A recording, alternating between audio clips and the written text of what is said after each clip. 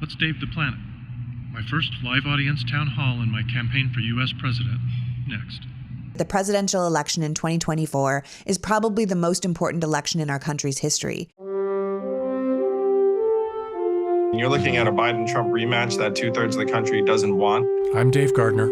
I'm running for president. The billionaire class has been taking everything and leaving everybody else to fight for the scraps. Your right to talk about economic growth and restoring that American dream. Gross domestic product has now become a fetish. You have stolen my dreams and my childhood with your fairy tales of eternal economic growth. We humans have outgrown our planet. Is growth really making us richer, or is it making us poorer? We've got to scale back.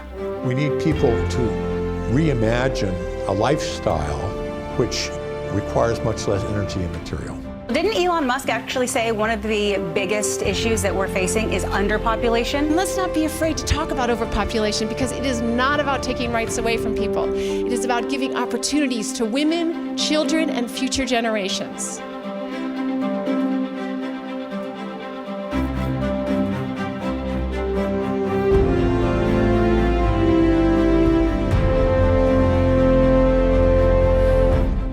All right, just waiting for our cue from CNN. Could be a long wait. Thank you all so much for being here tonight. You honor me with your presence, and it's just the perfect sized crowd. So this is a town hall, and it's going to be an episode of the Dave the Planet podcast. So let's get started. I suppose most of you probably heard that we had 1,000 people waiting in line all day to get in, and we had to send them to the overflow venue. That's right. Nobody's taking me seriously. Well, I'm Dave Gardner. I am running for U.S. President, and I really want to thank the Buffalo Lodge Bicycle Resort. It's an awesome venue. I want to thank the resort for letting us use this space and for the great hospitality. Appreciate it. Round of applause, definitely. Just as important, I want to thank Ruth Gardner, my wife, who's back there in the back. Yeah, we're thanking her for just putting up with this whole thing, but also for putting in a lot of work to help get this set up. And I want to thank Allie Richardson, a member of the campaign team, for also being a co-producer of this town hall and working hard all afternoon. And a nod to our technical director over here in the corner, Hayden Gillespie. Thanks, Hayden, for being here. And we have a few other important dignitaries here, starting with Becky Elder on my far right. Just have to hit the highlights about Becky in case you don't already know. Manitou Springs City Councilwoman 2015 to 2020.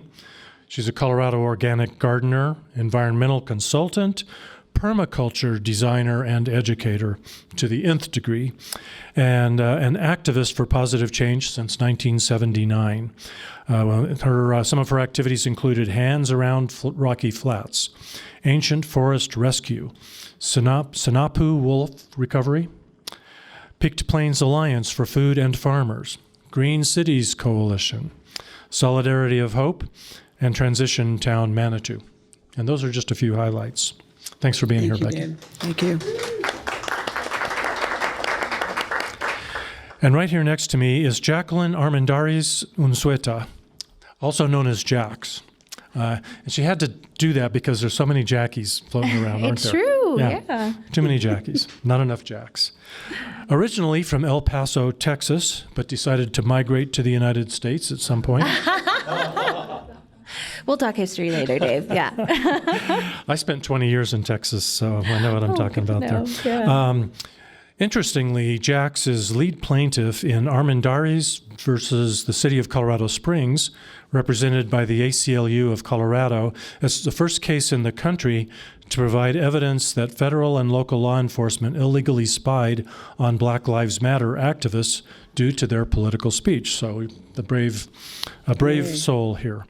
You served as a Colorado U.S. Senate staffer at one point? That's right, 3 Yep. years.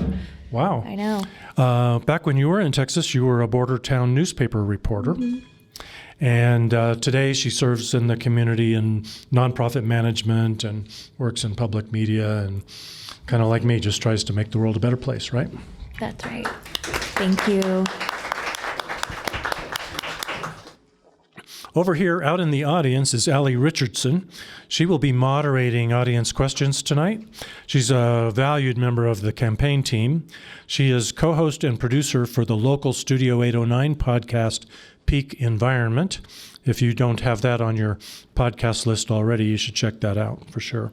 She's a permaculture designer and educator also, who volunteers with a few local organizations, and all of these help promote living more lightly on the planet. Thank you, Allie, for doing that. Absolutely, you're welcome. Thank you. And I'm gonna turn it over to Allie for a minute. All right, thank you, Dave. I want to go ahead and come up and thank the live audience that has joined us today. Whoops, I'm sorry about that. I need to watch my step here moving around. I just want to thank you all for taking the time to come out here on an evening. And also, I wanted to recognize that we have a news media person in the audience. I don't see him right now. John Wise with the Colorado Springs Independent, the ND. I'm here in a private capacity. Okay. And I just would like to maybe go ahead and ask a couple of you if you'd like to share why you came tonight, what inspired you to be here, to see how a bright future could be for our planet. Does anybody want to share why they're here today? Anyone? Nobody's. Oh, you can finish. Yeah, would you like to? Go ahead. I met Dave and Ruth at a dinner given by the League of Women Voters last week. And what is your name? Oh, Janice.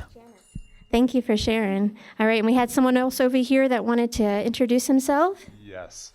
I've known Dave probably 15 plus years. Yeah, it's been a while, longer than several marriages of mine. Nice. Frame of reference. But Dave and I served together on the state chapter of the Sierra Club Executive Committee. And so we, kind of were in the trenches of what the Sierra Club was doing in Colorado. That was probably about 15 years ago, you think? Pretty close, yeah. So, and Dave and I have been friends, and Ruth, for many years, I'd say. So, yeah. Thank you for being here. All right. And did you have something, Dave, you want to add before I go over the Q&A today? Yeah, two things. Yeah. One is I think you're stepping out of the wide shot over there. You should spend more time over here. Come back a little bit back over this way. We didn't aim the camera for that. Sorry about Okay. that. Okay. And so a couple of elected officials have snuck in. Oh. So, and I know them. Julie Ott, seated in the back. She's on the School District 11 board. Bravo. Thanks for joining. Thank you, Julie. And standing back there is Mark Snyder with the Colorado House at the moment, but a candidate for the Colorado Senate. Great. Thanks for joining. All right, and tonight for the Q&A, I just had a couple of rules to go over with everyone. If we have a question for the candidate or anybody on the panel here, if you could raise your hand so I can come over to you and have the mic. This is important because this evening we are going to be recording for Dave the Planet podcast, and we'd like to hear you on there. Also, before we begin, nope, I think we should begin. That's it. And the first person the first person we should be probably grabbing a question for, or actually, no, we're going to get back to you, Dave Gardner, because you need to introduce yourself, don't you? Yeah. Look at me. I'm going to hand it back over to you. I cannot wait. I'm excited for your questions. But we'll have our candidate introduce himself to you all tonight. Go ahead, Ben. Yeah, I just have a couple of minutes of remarks that I've been thinking about making for a couple of days, and let's see if I can communicate them articulately. You never know. I'm kind of nervous. I'm a little bit nervous because, not because I never speak in public, but because I'm afraid if I don't say the right words exactly the right way, that maybe we won't Dave the planet. And maybe we will have a dead planet. I want to get it right, so I'm going to give it my best shot. So why the heck am I running for U.S. president? A lot of people, many people, even good friends, have laughed when I've told them I'm doing that. So let me explain that a little bit. I'm going to start by turning it on you. I want to ask you a question. And raise your hand. How many of you are concerned about poverty, inequality, debt, unaffordable housing, rising food prices? Yep, I think I caught just about everybody there. Okay, hands down. Okay. Now, how many of you are concerned about fresh water supplies, species extinction, the climate crisis, fertile soil depletion? What am I forgetting? Toxification of our air, land, and water. Just about everybody there, too. And lastly, one more time, how many are concerned about a loss of social trust and cohesion? Oh, well said. Yeah. So these are all big problems. We're all concerned about them, and we're right to be concerned about them. And I think everybody's working on them in one way or another. But you know what? We're making little or no progress, aren't we? It's really pretty disappointing, the progress. And I want to explain briefly why. The main reason that progress is so difficult on those is that these are things that happen when you've outgrown the planet. And we have, at 8 billion people and a $100 trillion global economy, we have outgrown planet Earth. We're past optimal scale, and the bigger we grow, the more problems like these we're going to have. So, I have good news and bad news about that. The good news is that growth is going to come to an end.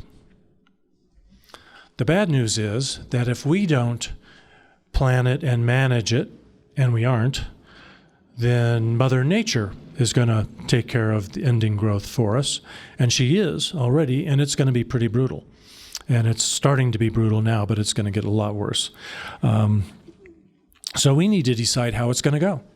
Do we want it to be planned and elegant, or do we want to fight it all the way and have it really be ugly? It's our choice. And so far, we're choosing business as usual. And business as usual means a dead planet for our kids.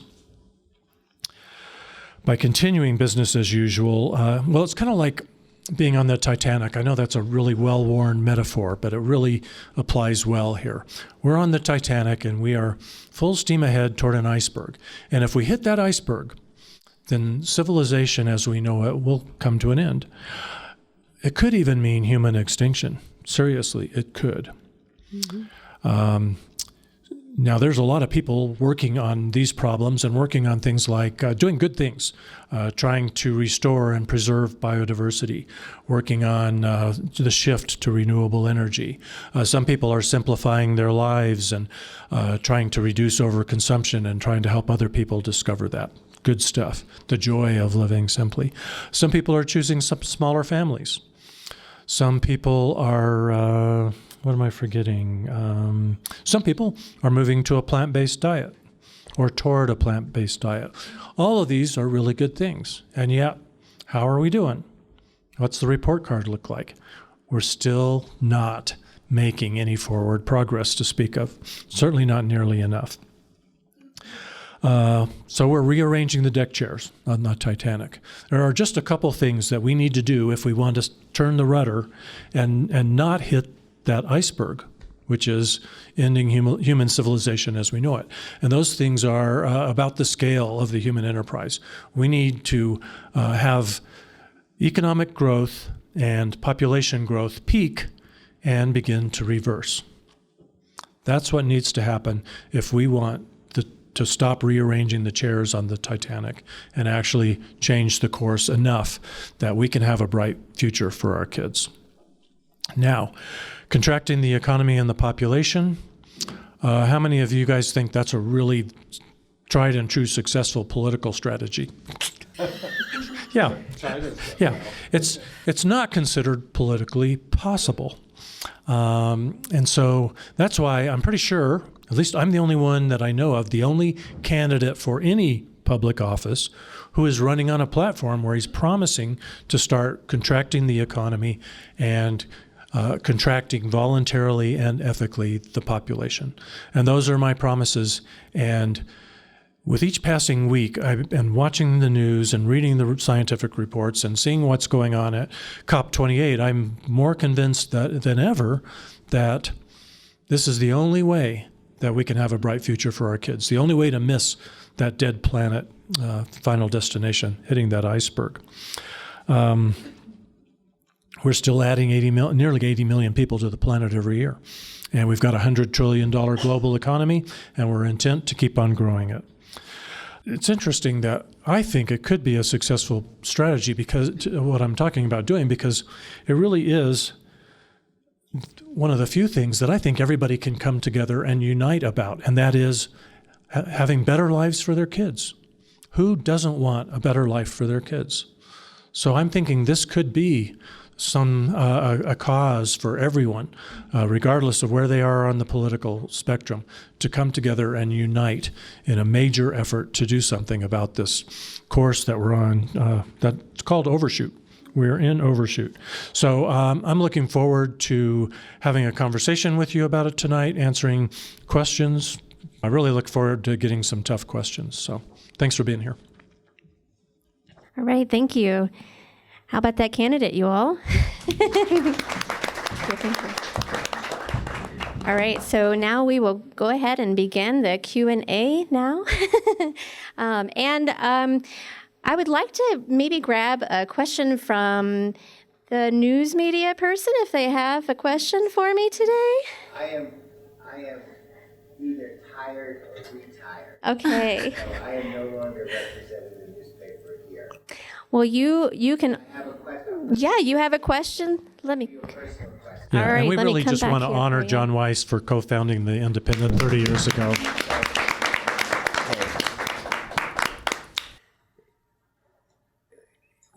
One thing about this group here is that it's probably one of the few places I've ever been in Colorado Springs where I'm probably a moderate. You know what I mean? And I really appreciate what lots of different people here have done and been on the fringe and taken stands that the Indian, the community could take that are now normal. I mean, everyone would drop, and I don't want to go on too long, but people would drop dead if we said gays are at every college and open and out. I mean, it's mind-boggling, the progress that's been happened. But here's a question I have. Your message is really powerful for this audience. Is there a way to make your message more palatable to the community at large? And I have a possible suggestion that I just thought of, so it's not well thought through, is instead of saying the world's coming to an end, we are doing this, say that we have no idea what's going to happen. There is a possibility technology could make it better. There's a possibility, and here's why not, that it might not make it better. But there's always a chance that might be more palatable to the community because you're not starting this. And Bill McKibben has spoken about how you frame the issue and don't go with a stark issue because you're going to turn people off before you've even, you need to have a dialogue with them. And everyone say, technology is amazing. Who knows? We may find something that's really good. So that's my comment question. Thanks, John. Great question. I'm hoping that there are some ultra-conservative people out there tonight. No? Shoot. Maybe they're in the overflow venue with the other 999. So here's the deal. Bill McKibben, you brought up. Bill McKibben co-founded 350.org. He's been working for a long time on the climate issue and other environmental issues. He's written some really good books. I interviewed him for the Growth Busters documentary. I admire him. I have a lot of respect for him. But let me ask you, he's been working on these kind of issues for how many years? 40 years. Yeah. How's his progress? There's all these organizations out there that are busy kind of tweaking their message, trying to come up with something that's not gloom and doom, try to come up with something that maybe will be a bigger tent way to talk about the issues. And that seems like it makes sense. But how's it going? You know, I think we're running out of time. And because I am such a long shot that I could be elected president. It gave me the freedom to say to myself, you know what? I don't need to moderate my message to appeal to some certain voter bloc or donor bloc. I am free to tell the full truth. Now, John, this may turn out to be a really losing strategy, but no one else has really tried this strategy, and we've never been this close to the iceberg before. So that's my thinking, John. So just a quick comment. Dave ran an amazing race for city council. It was a race that no one supported him, and it's one of the reasons we started together for Colorado Springs, and which we then faded again. But the idea is to provide the support and ongoing information so people can run. But he got well over 40% of the vote, being outspent 10-1, and he was probably, his message was it was the same message. His message has not changed. He's a repeat record, but in a good way. You know what I mean? But it's a message. But one of the questions, which is, how has your message worked? And we can take this offline, but the doom and gloom hasn't done it. And I'm actually both. I'm doom and gloom. Lots of people are both. Yeah, thanks for that, John. Real quick response to that.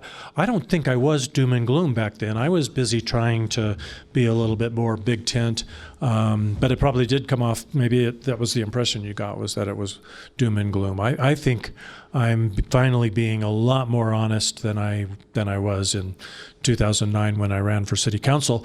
All of my yard signs said "True Community." Real community, true prosperity. I was really trying to focus on the joy of getting over our growth addiction, and that really does need to be a part of the messaging of this campaign. Is if we can leave the rat race behind. It looks like it might be hard work for us to scale back our economy to earn less money and spend less money and simplify our lives. But boy, you step off that treadmill, get out of the rat race, and you discover the true joys in life. And we will be talking about that a lot.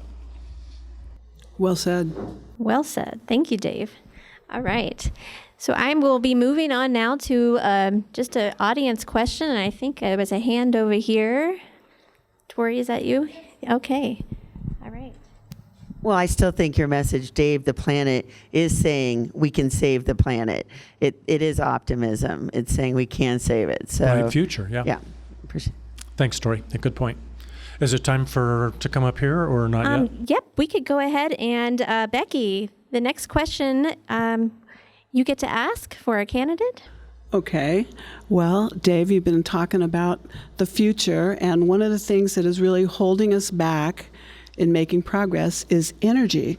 We are so energy addicted, more and more energy, whether it's the energy or the money that is created with the production of energy. So what would be the first things you would do to start powering down? Because powering down our energy use is a critical step.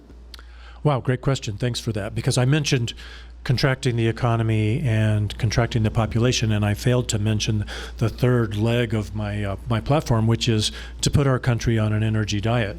Energy really is the currency of life. It is the key thing. And to kind of circle around that a little bit, I want to mention that I used to be a really big fan of a technology, renewable energy. I thought, man, the faster we can embrace solar and wind and stop burning coal and oil, the better. That is a huge part of getting over our addiction to growth. And then I discovered, dang, renewable energy isn't the panacea that we all thought it was.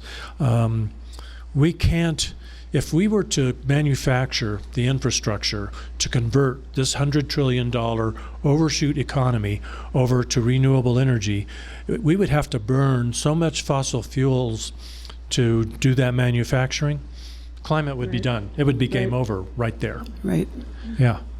And what was directly the question that I haven't answered? Some of the first few things you would direct to power down, or at least to help people understand powering down, because and you're right, it does take a lot of energy for everyone to drive an electric car. Can you imagine how much energy will happen for everybody to have one? not to mention, that's just something I brought up, but, Yeah. going passive is very doable, and using natural building is very doable. We just don't support that as much as we do the fossil fuel industry. Today, when people wake up, they do not. The first thought on their mind is, what am I doing to either waste energy or conserve energy? They mostly go through their day not really thinking about it. Now, maybe many of you, I hope, are in a different boat. I know I am. I mean, I never stop. Everything I do, I think about that.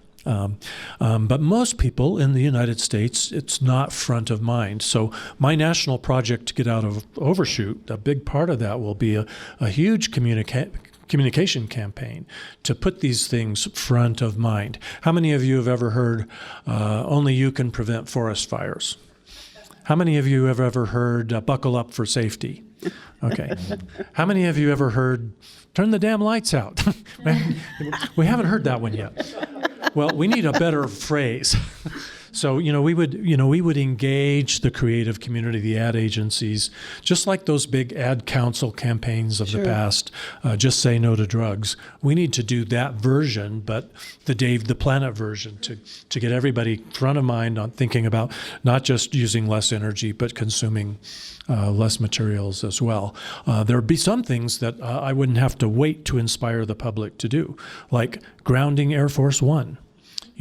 If we really are in a climate emergency, I don't think that the president needs to be flying across the country to shake hands and congratulate people, down south of Pueblo at a great wind farm facility. That's great to celebrate that, but does anybody? I don't know how much jet fuel that took. Yeah, I'd like to right. know. And That's how much right. money the country spent on that, and what the carbon footprint of that, and the carbon footprint of 70,000 people flying to Dubai for COP28.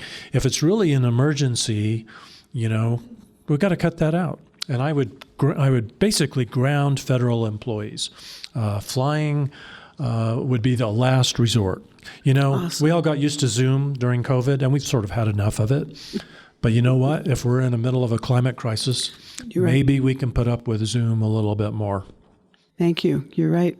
Yeah, absolutely. That's what I was going to say. We learned that things were possible when the pandemic happened, that we could do things from home or Skype, the same type of thing. We didn't have to travel to get there. Thanks, Dave. All right. The next question, we're going to bring it to the next panelist. That would be Jax. Yeah, thank you so much. So, Dave, what I appreciate about your campaign is I hear, we're trying to shift a paradigm, shift thought, shift a mindset. Can very much appreciate that. And yet, I would really like to hear from you what's tough to reconcile, right? Work less, earn less. We can appreciate work less. The earn less is tough. A lot of people already feel like they're earning less than they need, right? Wages haven't kept up with costs. Speaking for myself as a self-proclaimed elder millennial, a lot of us feel that we'll never be able to afford a home, which that's a really important example of the generational inequality that has happened economically. So would really appreciate hearing from you how you can reconcile your plans as you run for president with this very stark reality that young people are facing and people in general with the housing crisis. Wow, I really wasn't expecting that tough question, so I wasn't prepared. Thank you for that question. Happy to do it, that's Dave. a big question because that's a big part of my campaign. People would everybody wants to have a 4-day work week or even a 3-day work week, but no one's talking about taking a pay cut to do that, although a few people, some noble people are doing that, but most people want to try to find ways to be just as productive. And it sounds good being productive, but because we're in overshoot and we've got to cut back on our consumption and we have to contract our economy, we have to find ways for us to, we have to spend less money because when you spend your money, that is how you do most of your consuming. If you're making enough money to fly halfway across the country to go see a rock concert, It's too easy if you have the money to do that. If you're making enough money, maybe you've got a condo in Florida. Maybe you've got 2 vacation houses if you make enough money. That sounds great. Most of my adult life, if I thought if I was ever going to be so successful in my career that I could fly a private jet, you'd bet I would have done it. Well, you know what? Private jets, mega yachts, all that stuff that's the stuff that's killing the planet. Boo, Jeff Bezos. Sorry, I just had to throw that in there. Sorry, Okay, sorry. But I got to circle back to the important thing. But what about the working class? What about the people who are struggling to make ends meet? It is going to be a lot more challenging. So it's going to be a major part of our national project is to really up our game and figure out ways to come together and support one another so all of us can find ways to earn less money unless we're already, if you're making minimum wage, we're probably not going to try to push you to earn less money. But for the most part, everyone who can, we're going to encourage you to share your job, work half-time if you can. And if that's going to be challenging, we're going to support you. We're going to have grants and do everything we can to support community hubs, a lot like transition towns that you worked with, Becky. Right. And what I wanted to say, when you stop working 5 days and go down to 3, all of a sudden you have time to apply to your own home systems and maybe grow some food, maybe help the senior who lives next door, who maybe they have a fruit tree and you can help them with that. And, if you had 2 days to do what you wanted to do to help your life be better, what would you do? Maybe you would. How many of you guys have a project that you would do? Oh, good. We have a few. I tell you, I could have every limb in the air. There's so many projects that I want to do, but it actually, working less gives you your life back to where you can revert to being the spirit that you are within. Yeah, I've been working way too hard since I started this campaign, and I discover, you know what? I've actually been in the drive-thru at some fast food places because I've been in such a hurry. If you slow down, if you work less, you have time to prepare good meals. That's you right. have time to shop more carefully so that you can afford good quality food. If we have these community hubs, not every family on the block needs their own snowblower or their own chainsaw or their own lawnmower. We can have tool sharing. We can have skill sharing. We can begin to demonetize the economy so that a lot less of what you need requires you to write a check or run a charge card.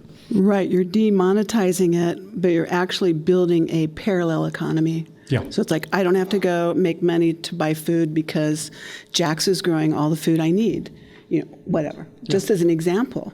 Yeah, So, and because we're going to go on this energy diet, we're going to tax carbon-based fuels, fossil fuels. We are, because we need that signal. We need that price signal to tell us, man, if you're burning a lot of fossil fuels, you are stomping on the future of your children. So we want to make it painful to do that. And we want it to be a reminder every time, if you have to go fill up something with gas, we want it to remind us so that it starts to change our behavior. It makes it so families will be a lot less likely to buy a house 30 miles away from the city center in order to get a cheap house and then commute 30 miles, 60-mile round trip or more every day. You do that because gas is artificially cheap right now. And you know what? You're getting a subsidy from your kids. They're going to pay for it with a dead planet, or maybe if they're lucky, maybe it'll just be a Mad Max future. But it won't be a bright future. So those are a couple of things. But that's not enough, Jax. It's not enough. And keep going, Dave. Okay. We're going to use some of that tax revenue to support public transportation, active transportation. We'll subsidize your purchase of a bicycle if that's what it takes. We will. The bus system, the rail system, they will get more support, and we will make it. It'll take a little bit of time, but it'll be a lot easier for a family to have no cars or fewer cars. Right. So many families today have 3 cars, and at least they ought to be able to give up one. And it is really expensive to have an automobile. When you think about it, the annual cost of upkeep, insurance, car loans, insurance, all that. So you would save some money. You can really start minimizing some of those expenses. I'm going to appoint a presidential council to work on this because I don't have all the answers yet. But you know what? The presidential councils today, with the chairman and CEO of J.P. Morgan Chase, they're not working on that. Mm-mm. That's foreign to them. Those people are going to leave, and we're going to bring in some really smart people who are thinking about these things, and we're going to figure out a way to do it. And I'm going to give you a sneak preview of it. We're going to do a few webinars starting in January, and I'm going to convene some of the leading experts, and we're going to start developing a national strategy to address some of these. And top of my list is, how do we contract the economy? How do we work less, and yet everybody has their needs met? Sounds complicated, Dave. But it seems like we have a little bit more time left on this one, if I may. And I can appreciate the sentiments expressed there. And I think you touched on it a bit. And I'd like to hear more, if I may, about super sexy topic, especially for the presidential, which is taxes, right? Mm-hmm. You definitely touched on them, but in kind of the context of my question, part of the public discourse recently has been tax the rich, tax people at a fair rate, right? So how does that work with an economy that's shrinking? That seems complicated too. Maybe being president is complicated. I don't know. Well, a lot of this is complicated because no one's ever tried to do this before that I know of. There are a few countries that are leading the way a little bit and starting to embrace degrowth and donut economics. And if you want to learn a little bit more about some of those case studies, shoot me an email or follow up with me after the town hall. We'll be glad to turn you on to those. The rich, because we're going to declare this national emergency and we're going to make sure everyone in the country understands that we're in overshoot and that our kids' future is at stake. If I'm elected, we will have, we'll have pulled off a miracle, because it means that we will have gotten the word out to a lot of people, and the people of the United States will have said, yes, we're concerned. We're tired of business as usual. We want a disruptor, but we don't want a disruptor who's a criminal real estate developer from New York. We want a disruptor who cares about our kids and their future.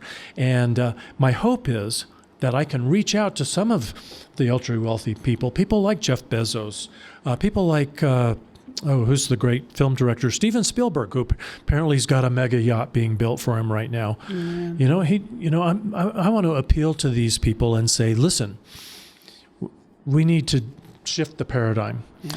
Will you please help? Will you please voluntarily stop your overconsumption and start supporting what we're trying to do? Some of them will, some of them may, many of them won't. If they don't, then we will. We will find ways to make it very expensive to live that ultra high consuming lifestyle. And it's not that challenging, because the tax rate on the super rich has been a lot higher in the past than it is today. Yes. We've done it before. What's different today is that business and the mega rich have taken over our country, and so they're in control. Now I'm going to need congressional help for some of this. But you know what? If we've elected Dave Gardner, I think the members of Congress are going to they're going to take note. They're going to say, whoa, well, now I know what the public wants. They don't want this shit I've been shoveling. And we'll get more cooperation. But it's a reach. I grant you that. Thanks, Dave. I appreciate that. Yeah, thank you.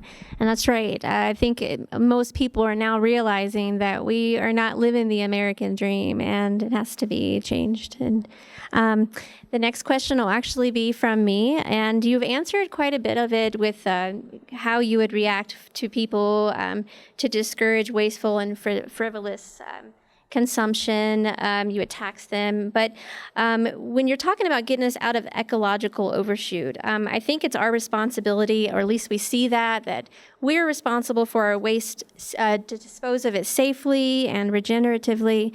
But when it comes to the manufacturer's accountability for the products that they're giving us, they're not really providing a good, it's not reciprocated as we need to be being responsible of where our waste goes. Currently, we have like over 2,600 landfills in our country, and the idea of just landfilling is pretty disturbing because only 10% of our plastic gets recycled. The rest of it winds up in our landfills, and when there's rain and there's water, most of it gets washed out, broken into pieces, and it disrupts the ecosystems in the rivers and out to the ocean. We all know that's pretty bad. There's not one garbage patch, there's many. So what I really want to ask you is, how would you hold those manufacturers accountable to change their ways of being dependent on fossil fuels? And I know plastics are important in medical fields and certain other applications, but how would you get the single-use plastics away? A couple of things. Thanks for that question. One is, of course, when we're taxing the hilt out of fossil fuels, that will change some behavior. We won't even have to think too hard about all those things that use fossil fuels. They're going to do the thinking. They're going to look at the balance sheet and the profit and loss statement, and they're going to say, well, we're going to have to change our ways. Two, we have a lot more agency as, I don't want to use the word, I'm going to use it just because you know it and you've heard it, consumers. I hate that we refer to ourselves as consumers. We're not. We're human beings. In fact, everybody raise your hand and repeat after me if you believe this. I am not a consumer. I am not a consumer. I'm a human being. I'm a human being. We have a lot of agency. If they don't have the customers buying the products, they will change their ways. A lot of people don't want you to believe that. They want you to believe that you can sit around waiting for somebody to figure out a way to get the companies to change their ways. And we need to be trying hard to get the companies to change their ways. But at the same time, we have a lot of agency, and we can vote with our pocketbooks, and we can change their ways. What I'm talking about is, like you said it really well, a paradigm shift. It's a tremendous paradigm shift, and I haven't done it. I've been working on it, but I've just been doing the easy stuff because I've got these bad habits, and it's hard to give some of them up. So I'm doing the easy stuff so far. Most people aren't even doing the easy stuff. The other day, it was trash day, and so I had this big trash bin that I had to roll out to the curb, and I just felt so silly because it just had this one little bag of trash in it. But how many families have that? Not enough, and it's because it's not front of mind. We don't talk about it. With my national project, every day you're going to wake up and you're going to get a report. How are we doing?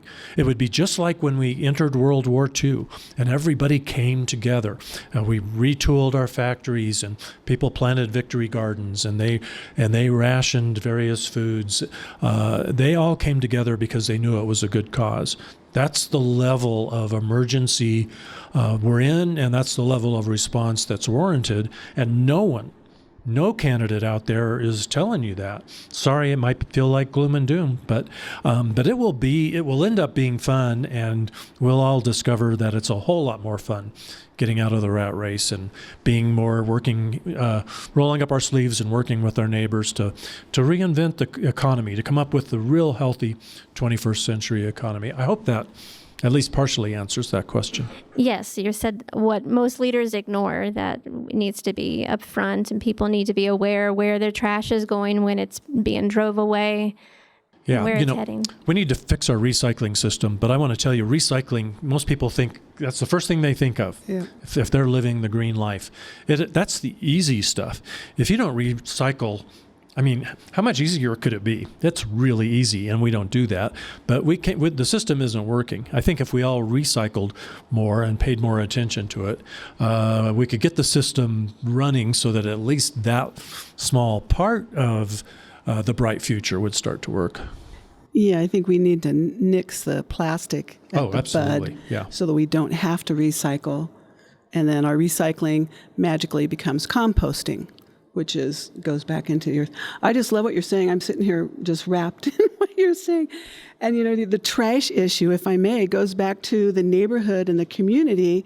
Why does everybody need their own dang trash can and their own recycle bin when and we just have the one bag. So we've been, do this, Mark. We haven't paid for trash services for years since Manitou did. I probably will have to starting tomorrow, but anyway, because, we just share it with our friends, our neighborhood. It's like, it's like you want to split the cost, and that's great. So keep going, Dave. One member of our campaign team, Ellie, Josh Spodek. He is the host of a great podcast called This Sustainable Life. He lives in the middle of Manhattan, and it takes him about a year to come up with a bag of trash.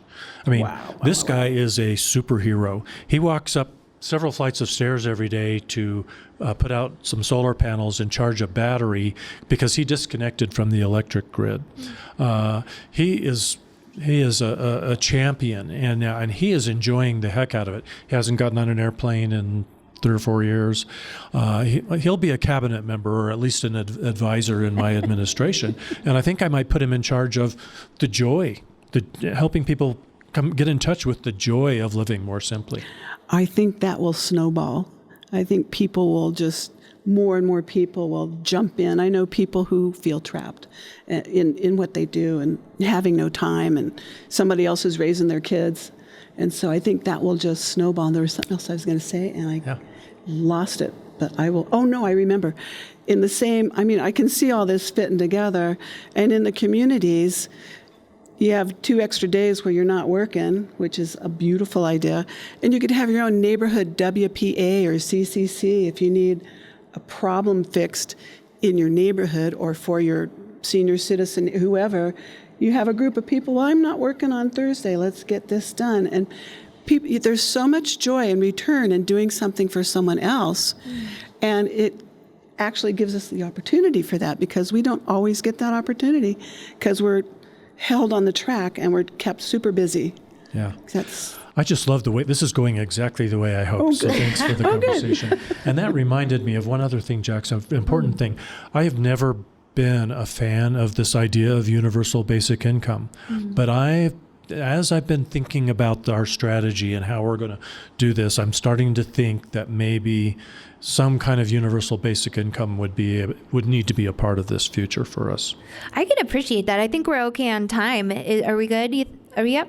Okay, awesome. And I think what I would add there, I really appreciate the touching on the community building about what this paradigm shift could look like, and I think that appeals generationally. But I think UBC, Universal Basic Income, or UBI, that is important, because I think what would speak to communities like mine is understanding when we talk about making these lifestyle changes, honestly, right now, that sounds like a lot of money. And again, the inequality of things. And I'll put a placeholder there. Another thing that's percolating as we get into our flow here is I truly appreciate the shift in not being consumers. I think that's also meaningful generationally.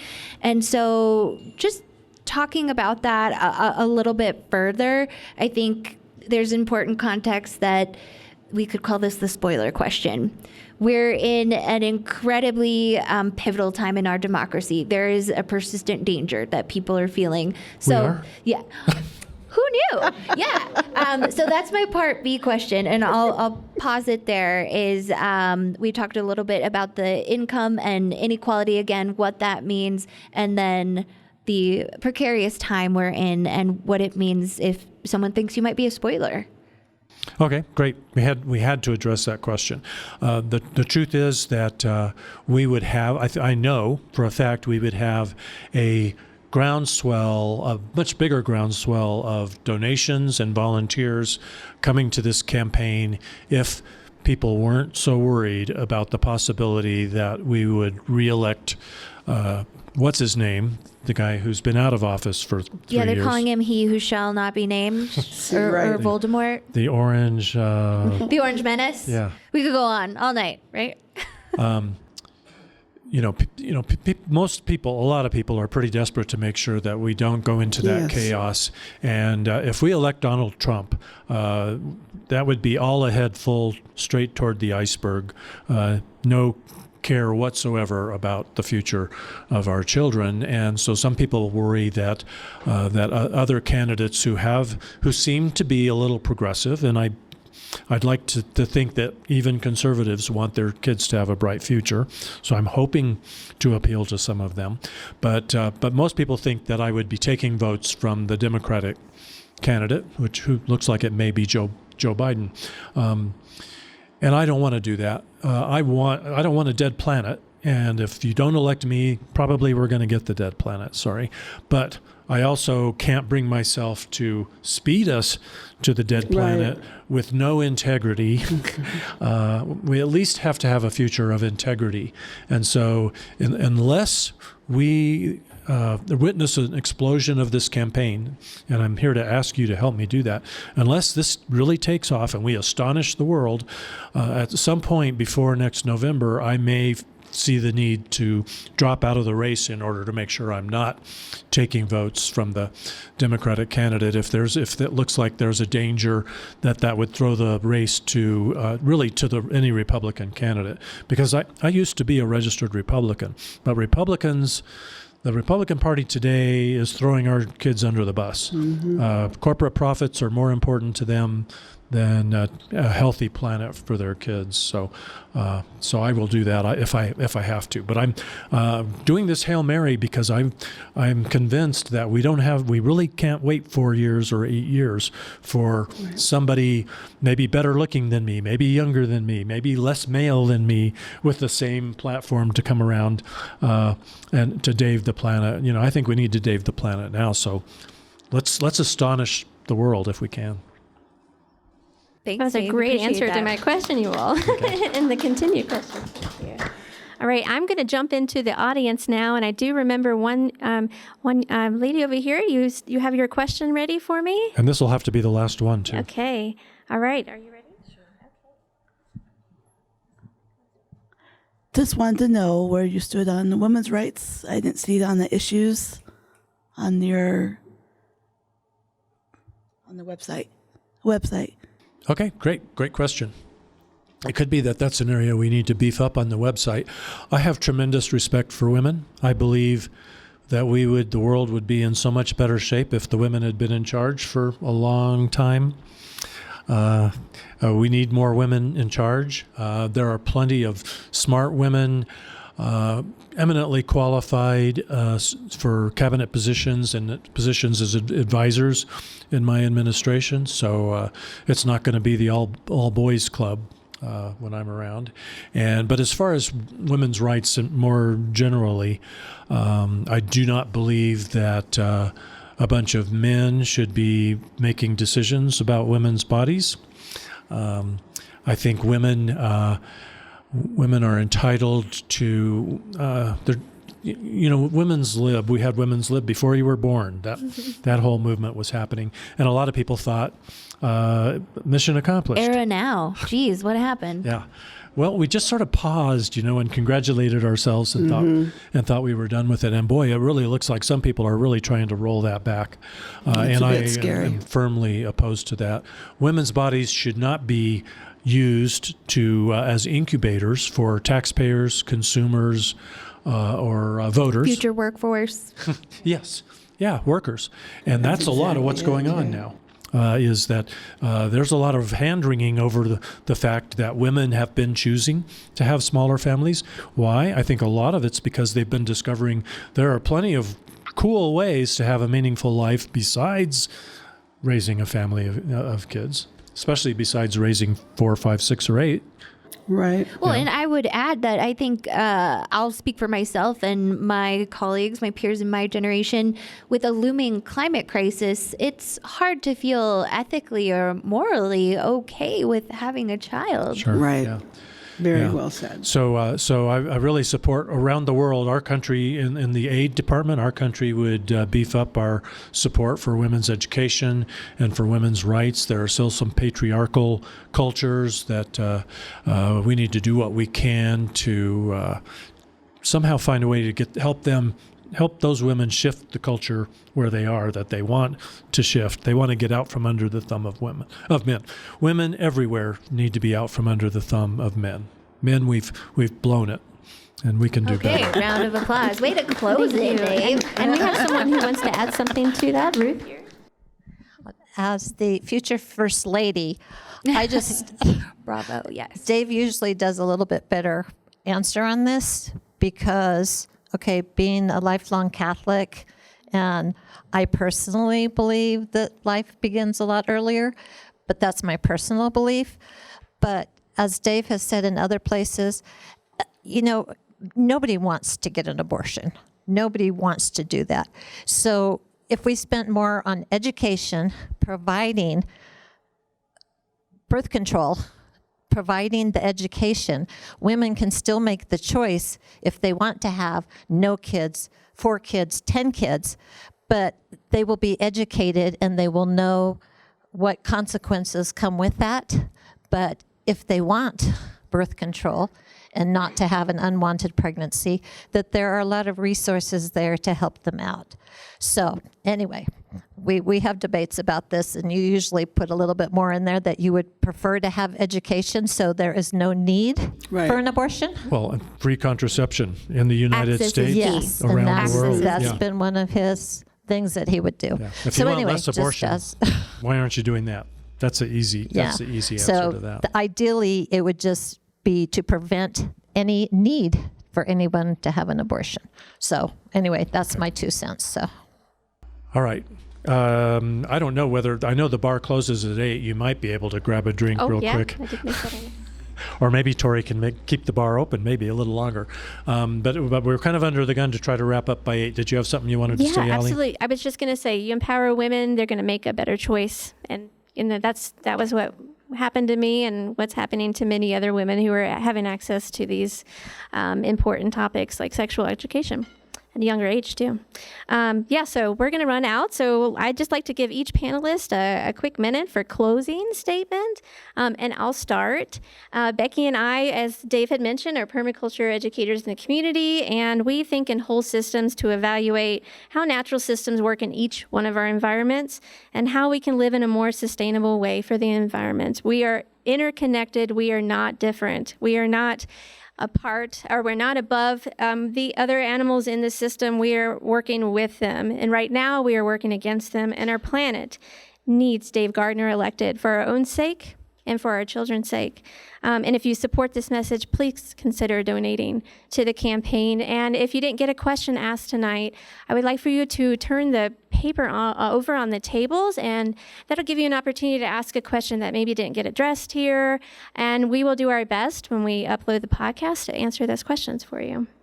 I just wanted to end my little statement here with a quote by Gary Ferguson, who is an author. He says, "It's a powerful thought to imagine what it would look like to live in a world where families, workplaces, cities, and nations were more fully aligned with the idea of living efficiently, taking only what we need." All right. Thank you, and I'll pass it over to you now, Becky. That was great. I didn't prepare a statement, but I can say that thank you for having me here, and I totally support what Dave's doing. It's like starting the conversation. Like you say, no one's talking about this, and these are the real questions. How are we going to deal with the energy? How are we going to deal with food insecurity? How are we going to deal with bad water? How are we going to deal with not enough because we're taking all of our enough and handing it off to corporations?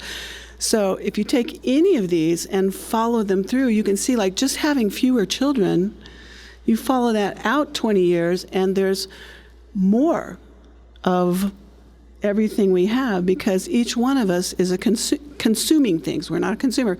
But does that make sense? So you take any of these things and follow them out. We need more trees. What would happen if we planted more trees? We all know what would happen. But we're not planting enough, y'all. So anyway, Dave, the planet, I'm just so glad that the conversation has started. Thank you so much. Thank you, Becky. Yeah, it's my pleasure to be here tonight. Just thank you, Dave, and Dave the Planet's campaign, and Buffalo Lodge. You could have been anywhere on a Monday night, so bravo to this audience. Give yourself a round of applause.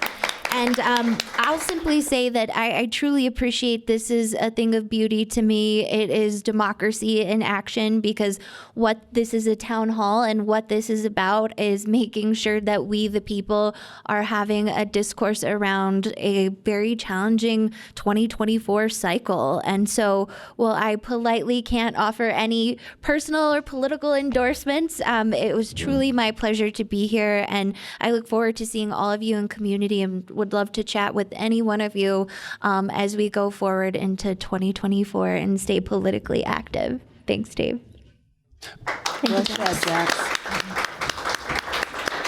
It means a lot to me that you came, Jax, and it means a lot to have you up here, Becky, and a lot to me that you all came out for this. Buffalo Lodge is a really great place. There's something going on here almost every night and many mornings. This is community, and in many ways, it's sort of a little bit of a case study of how we can have some community hubs where people come together and work on making life better. I feel like everything that I wanted to say as I wrapped up has been said, and I need to keep it short anyway, but I'll just say, imagine a future for your kids that doesn't look. How many of you have seen some of the Mad Max movies? Hopefully, most of you have. I mean, imagine a future for your kids that doesn't look like that, or a future where they're not having to scrap for water, where they're not wondering where their food's going to come from, or what their food might be made of, where they're not worried about the quality of their water or the quantity of their water, where they have opportunities for education and civic life, and they're living on a healthy planet and not worried about the future. We can give that to them. I mean, we're acting as though it's just a default that we can't. Right. Well, it is in our control, but it will require this huge paradigm shift. I mean, that's what it's going to take. The rat race has no winners, so please join me and let's astonish this country and let's change the world.